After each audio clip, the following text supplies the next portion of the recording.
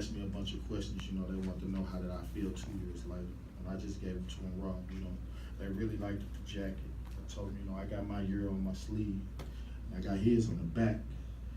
You know, because we went to the same school, graduated from the same school. So, you know, it really means a lot. You know, I got this custom made. I thought I should get it made, you know, in memories of both accomplishments. And just to show him that I really appreciate him finishing school, you know. But, yeah. I know you see the picture with me, him, and all that white. I don't know if any man really even had their son as their best man. My son was my best man in my wedding. He the one passed me the ring to give my wife. You know, so that was real deep for me. You know, like I say, that was my guy. You know, that was my boy, like my best friend. You know, everything that he participated in, I made sure I was there. You know, I miss him a lot.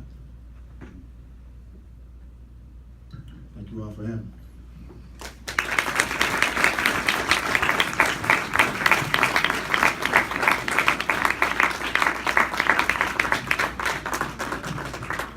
All right, this is the time when we can ask questions. If you could push all the cards to the center so someone can collect them for me. I think everybody had an opportunity to write a question. Yeah. Let me ask you a question, all right, before we get to the audience's questions. You had made a comment at the first presentation that you went through a very dark time.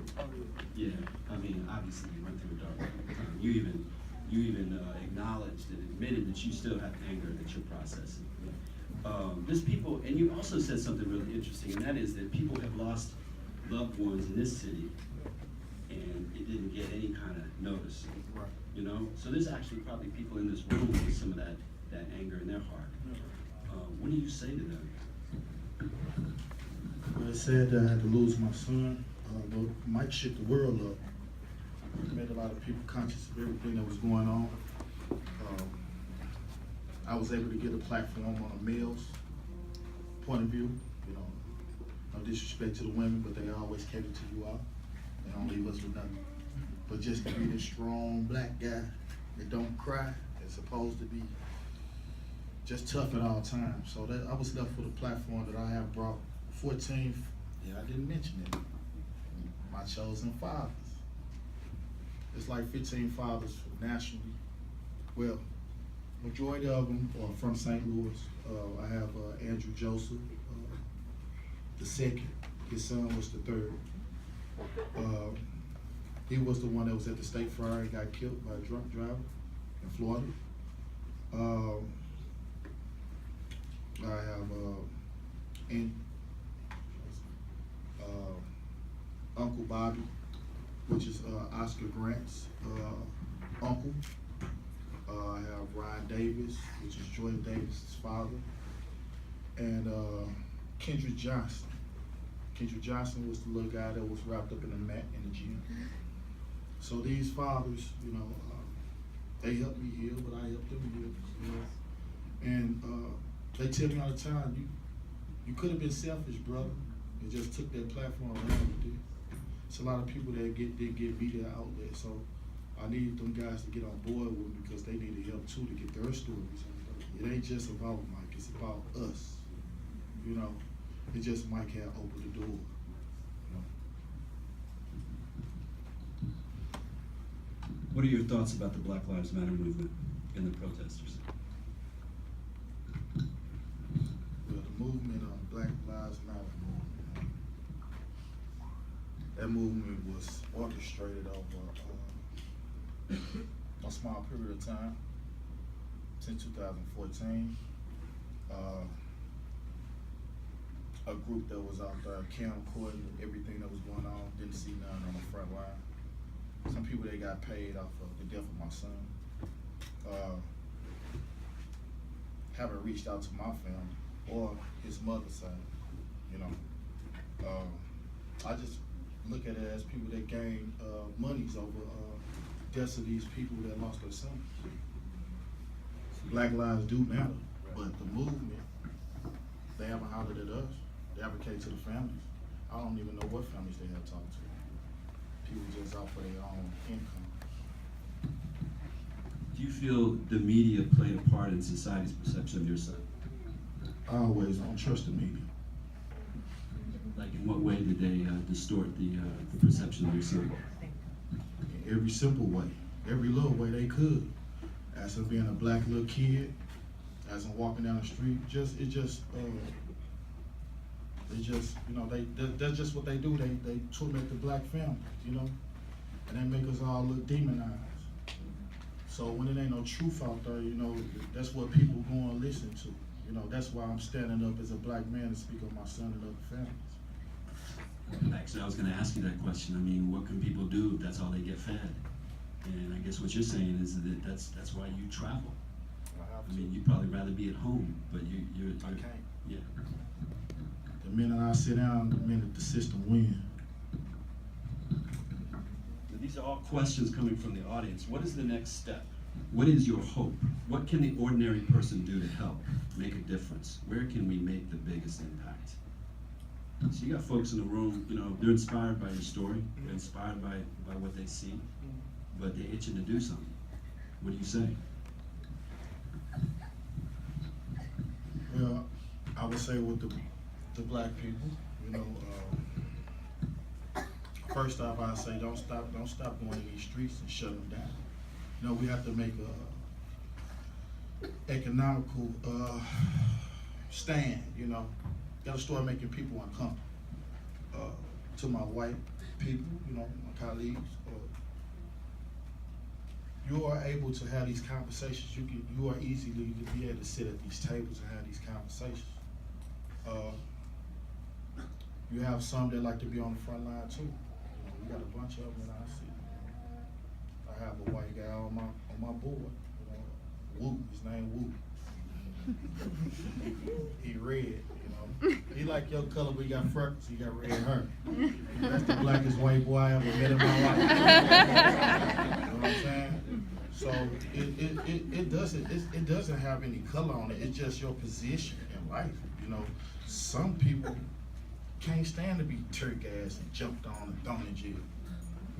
Some people have to find their position. What works for them. If you're a communicator, maybe you could go up and have these conversations, set up some meetings. Let's get these police to stop killing our kids. They would sit down and talk to us, but the ones that's doing the most devious stuff, they won't come to me. They're the ones I want to talk to. I don't want to talk to the chief and everybody, Mr. Good Cop. I don't want to talk to them. I want to talk to these guys that's doing this. They don't want to come to the meetings. They're the ones that while we having these meetings, they out here beating and killing our kids. So those are the ones that I'm trying to attack them. Are you surprised you got asked to come here? Kind of, sort of. Of course,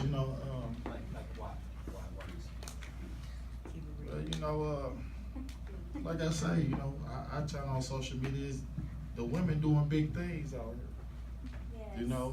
They really doing big things. Say that. It's all good, So for me to be invited, man, that's beautiful. You get a chance to express myself on a man's side. So. I mean, also there's probably people. I'm glad you're here. I'm glad you're you, because there's probably there's probably some thinking that man, you just need to come with some super positive message, but you actually kind of put your heart out there. I got You let us know how it feels, I'm willing to die for this. and I think that's important for us to hear. Why did you come to Chattanooga, and what do you notice about us? I don't really know too much about you all. A lot of people I have met today, you are beautiful people. You all were part of my college tour. This is something that someone has set up for me. I'm glad I did come. I know a lot of people have a lot of questions. And if you want to take pictures, I have a little picture booth out there, but I'm here to answer whatever you need to answer. I'm here for you all. Thank you. Oh, yeah. Ferguson is everywhere.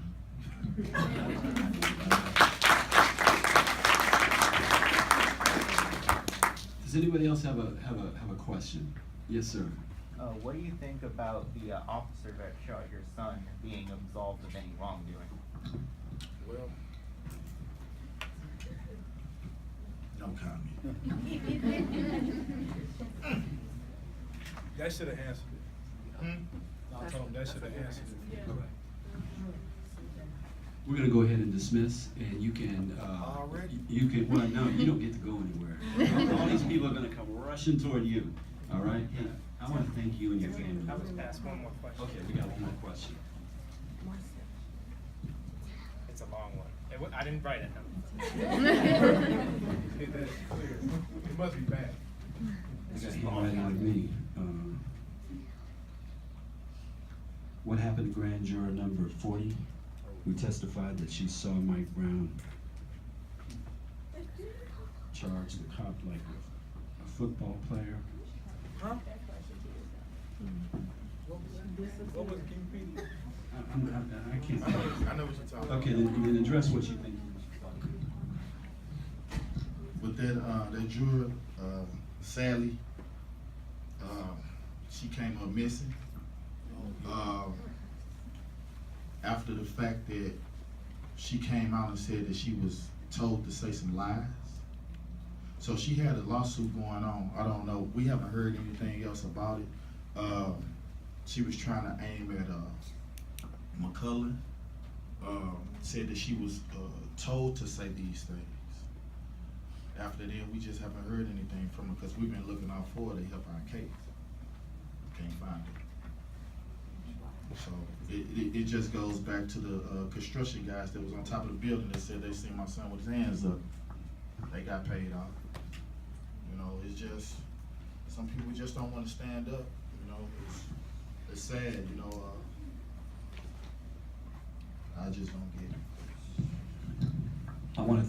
Okay. One more right here. Actually, this question, and then we're gonna dismiss. Okay, I'm sorry. Go ahead. Okay, as far as the Black Lives Matter movement goes, when you talk about them as being like money hungry and mongering and stuff like that, trying to make money off of your son's death, do you, I mean, as an individual person that's a part of the Black Lives Matter movement, as far as just bringing attention to this kind of thing, you know, I'm not out for that kind of thing, but I know that you're talking about just like uppity and stuff like that. What about the people that are gonna be in the streets? I mean, we're gonna be in the street Friday in downtown Chattanooga at Miller Park, you know what I'm saying? Just together, all of us, like LGBT, everybody, you know what I mean? That's why I say, you know, Black lives do matter. You know, it's just some people have their own agenda. Yeah. You know, you might be genuine, you know, but you got people around you that's not. Yeah. You know, it's a payoff for them. Yeah. And at the end of the day, you have to just watch your company. Yeah. You know, if you're not being genuine about this situation, you know, you, like they say, you know, you see a bad cop doing something wrong, you're a good cop on the side, you see it going on, that makes you bad too, right? Yes, because if Make don't you think just that, as guilty. it's not happening. So, like I said, I don't got nothing against them, you know, I can name so many organizations that profit off my son. Yeah, it's sad. It's sad, Yeah. you know, and then they doing it to other families, Yes. you know? Why? So I'm just glad I was able to have a voice to at least let these other families know, you know, don't let these people come in your life and get your business. If you're gonna do anything, patent your own name. You know, Yeah. it's sad you gotta sue people for using your name. You know, just like I was just in Atlanta, last week. They got these pictures of all these lost souls on and then I go, Mike. I say, hold up. It's my son on this shirt now. I was in a mall. What was the name of that mall? It's in Atlanta. I can't remember. Lennox Mall. I'm like, hold on, you know, Where's my cut? I need Where's these my shirts. I cut? need that whole rack. Yes, yes, yes. So she say she couldn't do nothing about it. You know, I pulled out my ID. I took my shirt off. I got my son on the back of my shoulder. Need him to watch my back at all times. So she like, I believe you. I believe you. So she get on the phone. I give her my card. She get on the phone, call my wife. Say, is this the Michael Brown Foundation? She said, yes. Say, Michael Brown just gave me the number. Can you have him come back to the booth? I go back to the booth. She gave me the shirts. But I only took 2. I didn't want to be, like that, But I was like, I just feel like anytime I see anything with my son's face on it, I should be able to get people. Yes. Because you people are, not you people, but other people who are making profits off of money. Can I add to that? So I didn't want to be on the mic. So everybody know that some people don't know Black Lives Matter started as Our Lives Matter. It got switched. It was a Twitter account. And when Mike passed, it became like a snowball effect. If we go out, if me and you go out and we're not Black Lives Matter, they're gonna say Black Lives Matter activists did this, even though we're not saying we're Black Lives Matter. So my point is the war on images has been going on for the longest. The reason why the black people die and get shot because we're the working busy bees that don't really matter. The little white guy who assassinated a police officer, he survived because they want to know what was his intentions. What are you, a Black Lives Matter assassinator? Or, like, who are you and why are you doing it? Why most terrorists survive, because they want to know, are you with ISIS or are you with Black Lives Matter, or why are you doing this? We, on the other hand, just get rid of him. He's nothing, his scum is nothing.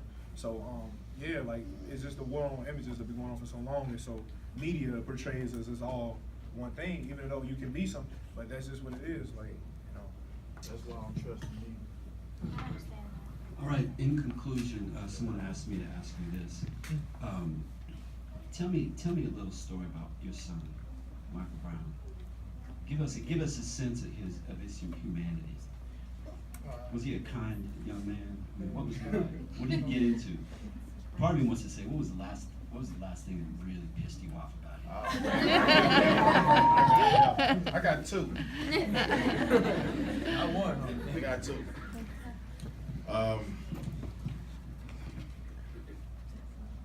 May, August 14. May, August. Hold on. May 2014.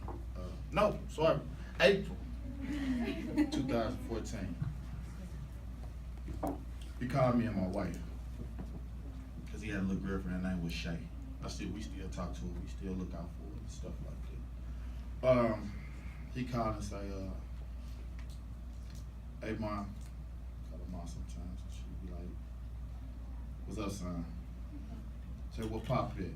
Get on the phone." He like, "I got something to tell you." All right, what's up, man? "I got a baby on the way." And he hung up. Not knowing it was April 1st. I'm just tripping about what he's saying.